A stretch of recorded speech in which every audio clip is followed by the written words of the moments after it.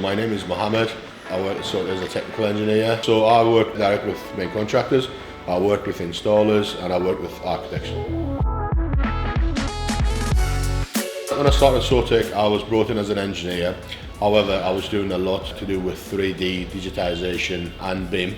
And then as part of my job, because I had the right qualification, I started to look at analysis and simulation. FEM stands for Finite Element Method. I get a panel, I get the information like the boundary condition, I apply that to the panel, and then I run the simulation, I get some results, and then we'll pass that on to the customer.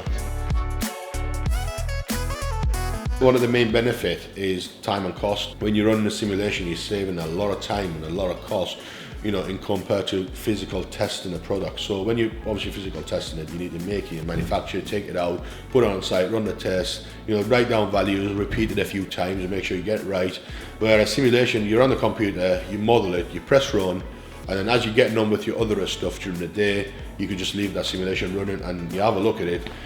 You've kind of got an idea obviously of where you stand.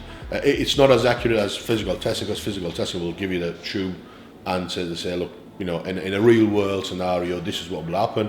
However, if you've got experience or if you've been involved in physical testing, you've got the knowledge, you can make comparison to your simulation to the real life scenario and make an educated guess. So that's what we do. There's quite a lot of application for a finite element method. Now, one of the ones that we use is a structural analysis, so we do structural engineering, structural analysis. As part of the FEM itself, there's other analysis you could do. It's like thermal, vibration, but it's a linear structural analysis that we tend to perform just to determine the panel deflection and displacement, also how much it moves under the CWCT guidance. So we're trying to obviously keep everything to the CWCT standards. We tend to start with a model. We need our customers to give us a sketch or a drawing of what the intention is. And then from that, we need information such as the wind load, panel thickness, alloy that we want to tend to use.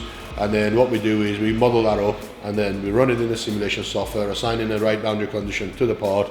And then from that we can decide this is the maximum size panel you can go without having a stiffener, for example, or this is a maximum panel size you can go with 3 or 4 stiffeners. Can never say it's 100% right, because at the end of the day it's still a simulation, it's still a quick analysis.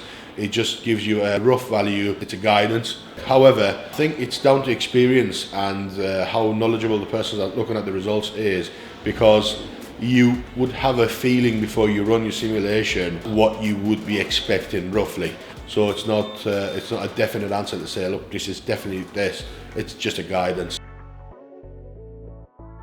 Almost every single job we run now, we actually do some sort of engineering. The projects that I was heavily involved for a long time, one of them was the premiering job. Obviously Glasgow itself has got a high wind load. When we were doing this project wasn't even a standard panel, so it had the panels but projecting a fin outside the panel itself. So we had to engineer that project, we had to engineer the panels and make sure the panels not only carry their own weight and obviously perform as they're supposed to perform, but also having the projected fins on them, you could also look after them, because with the fins you get the wind to hit it in different direction from all sorts of angles, and that was quite tricky. So we had to consider every single scenario. The other one that I like the job personally is the discovery key. So we've had 2 triangular panels coming together, and so we had to run straight chevrons to make sure that they attach together. And again, engineering needed to make sure these chevrons were put in the right place with the right strength, holding these panels together.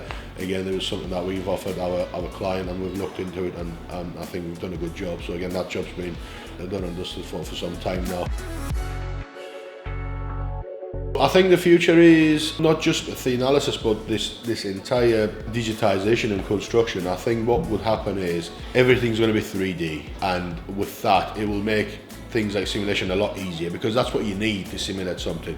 You can't just use a 2D drawing to be able to obviously simulate something. So everything's going to be 3D, which will make life easier, and softwares like architectural packages, they might have something built in to carry out analysis like that, so you don't need a specific software to do it. And also what's going to happen is eventually it'll be all cloud-based, so again you don't need hefty PCs or computers to carry analysis, and it'll be faster. I love engineering. A lot of people at university, including myself, when we were going through all this crazy mathematical calculation, we were like, oh my god, where do we ever need to use this? Now I know where do we use this, so I'm using it day in day out.